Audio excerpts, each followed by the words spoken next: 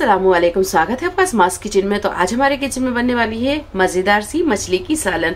तो चलिए शुरू करते हैं इसे बनाना। इसे बनाने के लिए 700 ग्राम हमने मछली ली और मछली को अच्छी तरह धो लिया है। तो सबसे पहले हम मछली को मैरिनेट करके रखेंगे। तो इसे मैरिनेट करने के लिए कुछ मसाले डालेंगे। तो इसमें 1 टीस्पून के करीब हल्दी पाउडर और 1 टीस्पून लाल मिर्च पाउडर। हमने यहाँ पर कश्मीरी लाल मिर्च ली है और 1 चम्मच के करीब डालेंगे इसमें नमक आप अपने टेस्ट के हिसाब से भी डाल सकते हैं और कम ज्यादा भी कर सकते हैं। अब इसमें 1 नींबू का रस डाल देंगे और ये सारे मसालों को हम हाथ से ही अच्छे से मिक्स कर लेंगे। मसालों को मिक्स करने के बाद में इसे हम ढक कर रख देंगे 15 से 20 मिनट के लिए और तब तक हम इसकी ग्रेवी तैयार कर लेते हैं। मछली की सालन में जो मसाला जाएगा वो मसाला हम पहले तैयार कर लेंगे। तो एक पैन में 1 चम्मच के करीब डालेंगे हम खसखस यानी पोस्तु दाना और 1 चम्मच के करीब डालेंगे इसमें काली मिर्च, 1 टीस्पून डालेंगे इसमें जीरा, हाफ टीस्पून राई और 1/4 टीस्पून मेथी दाना और ये सारी मसालों को हल्का सा रोस्ट कर लेंगे। तो ये देखिए मसाले को हमने 2 से 3 मिनट भून लिया है। अब हम गैस को बंद करेंगे और इसे पीसकर इसका पेस्ट बना लेंगे। ग्रेवी तैयार करने के लिए 1 बड़ा चम्मच के करीब हम डालेंगे सरसों का ऑयल और जब तेल थोड़ा सा गर्म हो जाए तो इसमें हम डालेंगे साबुत मसाले। साबुत मसालों में लिया है काली मिर्च, लौंग, दालचीनी, शाहजीरा और 1 से 2 साबुत लाल मिर्च। इसे हमने बीच में से 2 पीस कर लिए हैं। तो मसाले को हम हल्का सा तड़का लेंगे।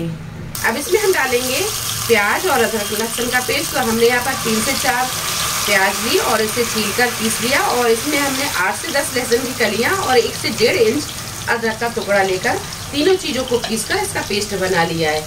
तो ये डाल दिया है और अदरक लहसुन प्याज को अब हम थोड़ी देर भून लेंगे।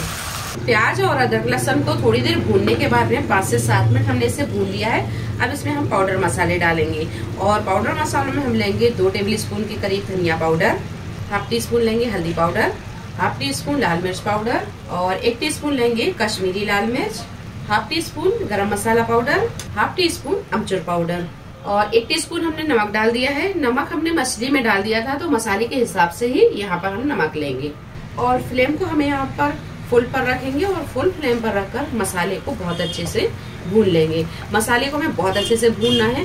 जितना अच्छा मसाला भुनेगा सालन उतनी ही अच्छी बनेगी। और इसमें हम थोड़ा थोड़ा पानी डालते जाएंगे और मसाले को बहुत अच्छे से भून लेंगे। मछली को मैरिनेट किए हुए 15 से 20 मिनट हो गए हैं। तो अब इसे भी हम फ्राई कर लेंगे। तो पैन में हमने यहाँ पर 1 टेबलस्पून के करीब तेल को गर्म कर लिया है और यहाँ पर हमने सरसों का ऑयल दिया है। तो ये मछली के पीसों को इस तरह हम डालेंगे। मछली को हमें बहुत ज्यादा नहीं फ्राई करना है, बस थोड़ी देर के बाद में अब इसकी साइड को हम चेंज करेंगे। ये देखिए मछली बहुत जल्दी फ्राई हो जाती है। तो ये देखिए मछली अच्छी तरह फ्राई हो गई है। अब इसे हम निकाल लेंगे।